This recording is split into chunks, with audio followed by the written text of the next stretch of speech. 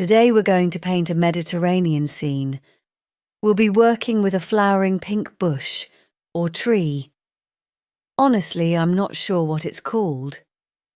But under the tree, there's a door, and it's a little deeper in the scene. Let's see how we can paint these delicate, airy flowers and give the scene some depth. As for the door, I usually don't use a ruler, but in this case I think it's easier to work with one because in architecture it's just simpler this way. We want the door to stay straight, not tilt. It's an important element of the composition, so we need it to be neat. If it were a small door in the distance, maybe I wouldn't bother, but since it's large, I think it needs to be straight. Notice how I'm positioning the door. It's about 1/3 of the way across the canvas, but I might shift it slightly. Let's see.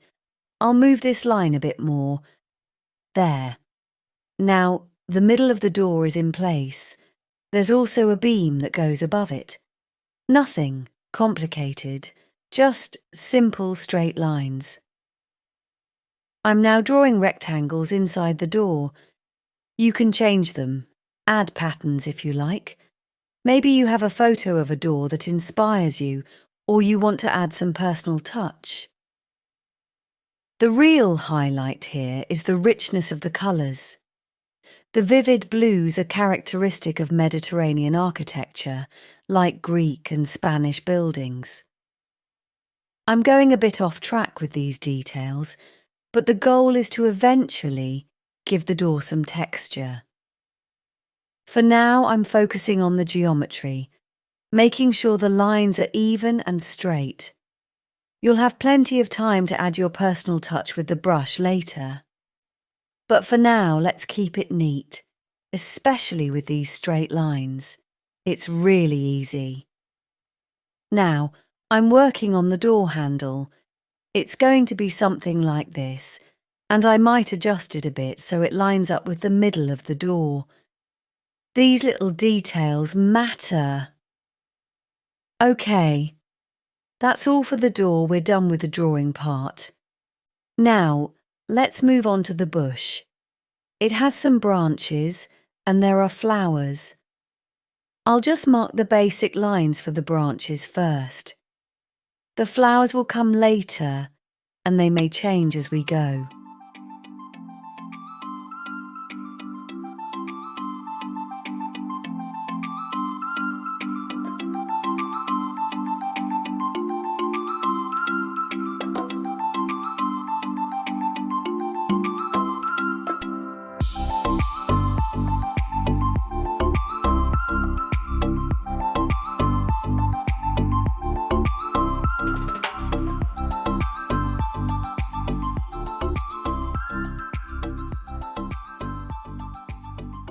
Now let's start painting. We're going to begin with the flowers. You can wet the area of the paper where the flowers will be. Just focus on the basic shape of the flowers and leaves, for now. Don't worry too much about the details right at this moment. For the first step, I'm taking a pure carmine pink and just filling in some areas. You don't have to fill it all in. My brush is quite wet and I'm using a shaky motion. Try to avoid puddles of paint building up in one spot. If you notice that, you can just move it around.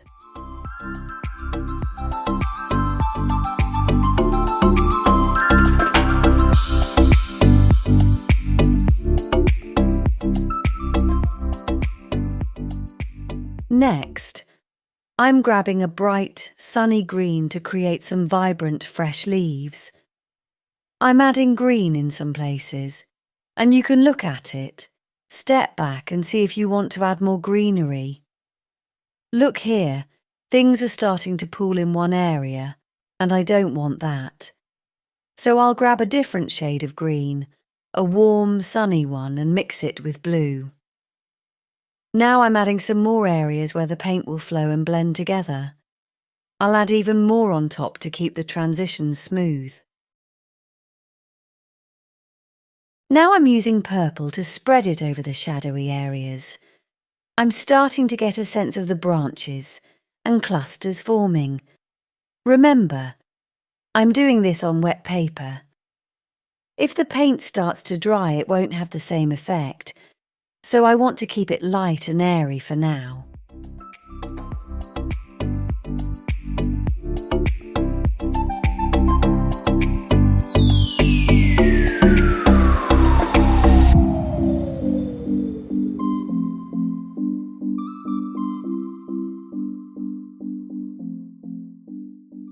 I'm adding a bit of yellow into the green to brighten things up.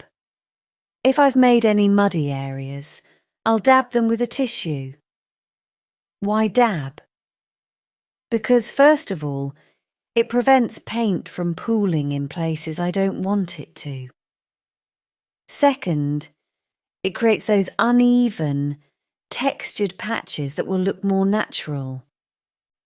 I want to add more powerful shadows, so I'm taking purple again, along with a warm red, something like a deep burgundy. I'll enhance the shadows in some places, don't be afraid to go darker here. Those dark areas will make the bright spots pop and give the painting more volume. The contrast will really make the light areas seem even brighter. Now, I'm using a tissue to lift off some of the paint from the lighter areas. Just twist it up and gently press it where you want the light to shine through. It helps to create soft highlights. Okay, let's stop here. I've worked wet on wet, but I might still add a little more depth to a few areas, especially where the paint is drying and becoming uneven. The result also depends on the paper you're using. You can always go back and make some areas more ragged or rough to add texture, like showing some branches. I think we're good for now. We'll set some accents later where we need them. Thanks for watching my video. Don't forget to subscribe and give a like. Also, for more exciting lessons, check out my Patreon page.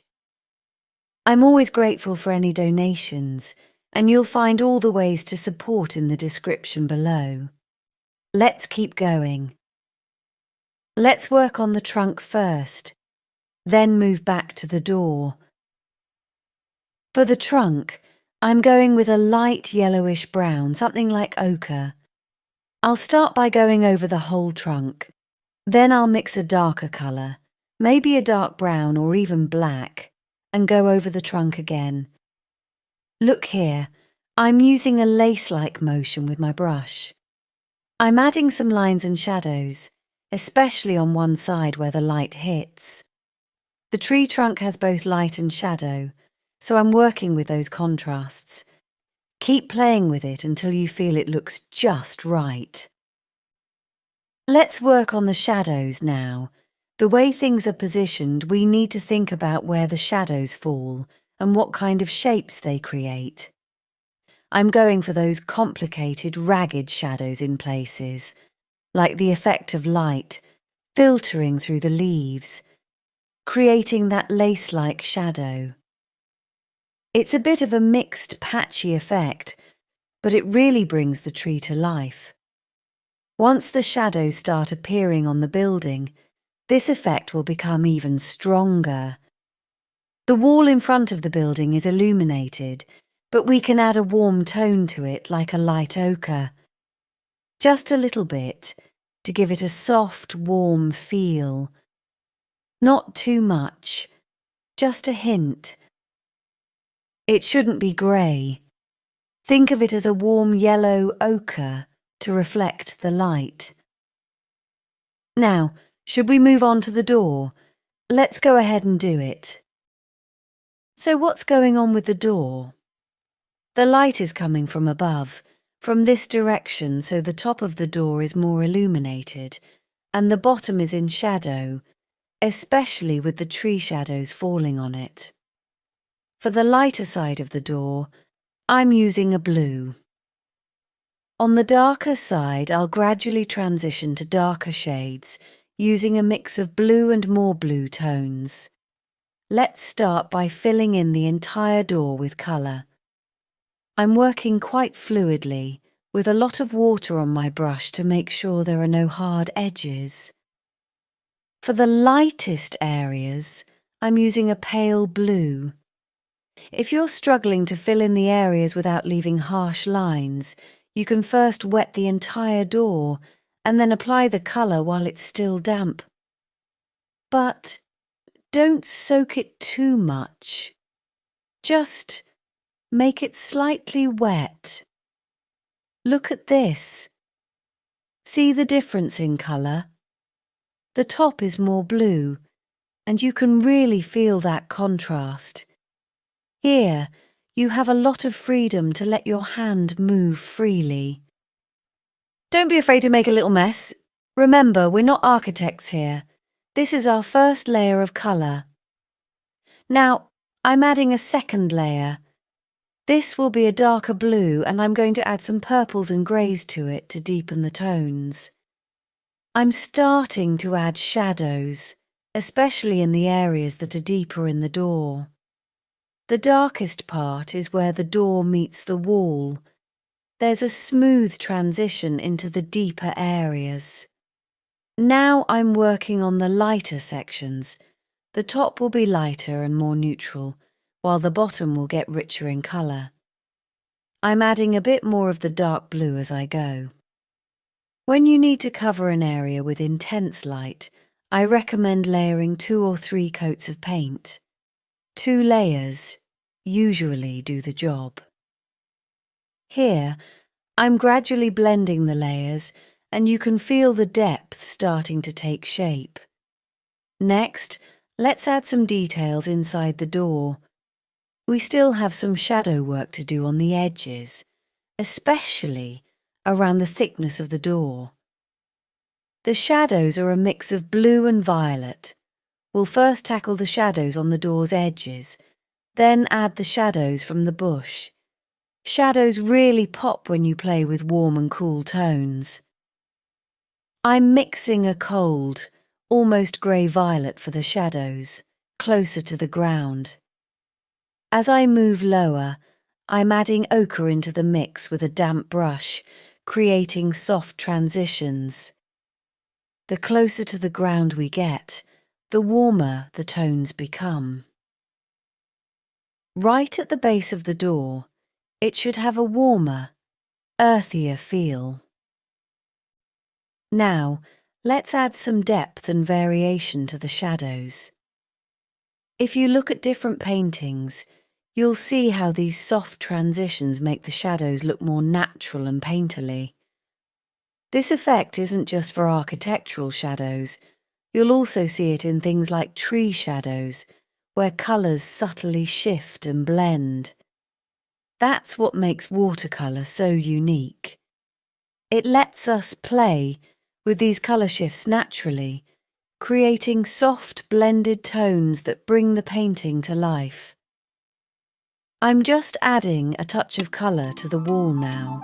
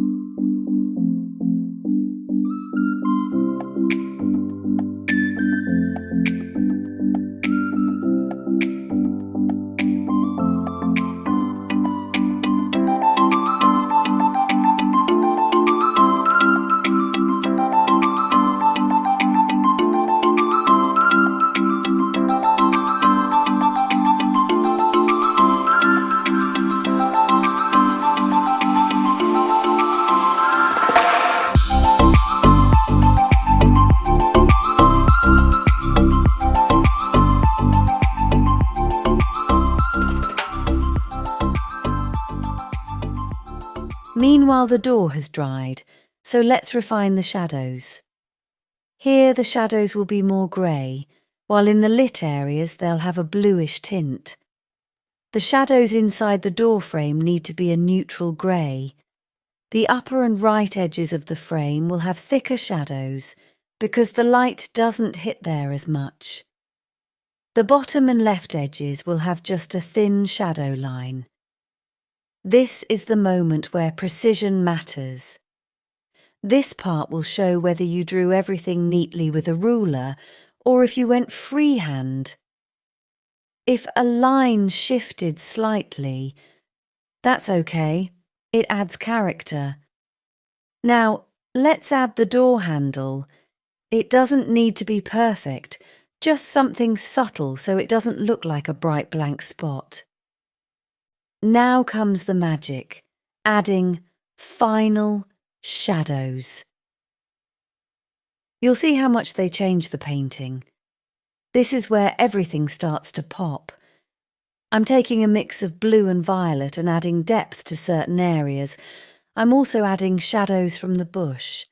And notice how these soft details immediately bring a sense of dimension. Shadows should have variations. Don't make them just one flat colour. Let them gradually shift. For example, the shadows from the tree should naturally stretch towards the trunk, following the direction of the light. And just like that, the painting gains depth. Honestly, when I'm sitting close to my work, I don't always see these subtle changes. But when I stand up and look at it through the just step back, it looks completely different. Looking at it now, I feel like I could add a bit more depth to the flowers. I won't touch it now, but if I were to adjust anything, I'd darken some areas of the flowers to increase contrast. Right now, this piece really captures that warm, sunlit feeling. One last detail, refining the edges. I love when the edges of the leaves and branches look slightly rough and irregular. Those little white gaps between them, they create the illusion of sunlight peeking through.